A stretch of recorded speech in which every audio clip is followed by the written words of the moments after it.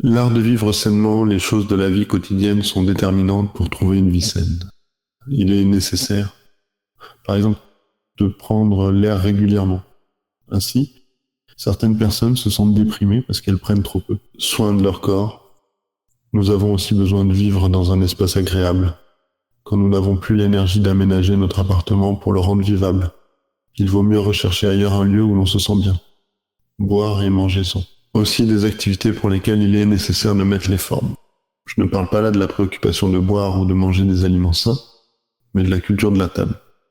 Trop de gens ne prennent pas le temps de manger. Tranquillement, ils se contentent d'avaler quelque chose. Mais lorsque nous ne sommes plus à même de rester à table, c'est le sens de la communauté qui est perdu. L'alternance entre mouvement et repos a son importance.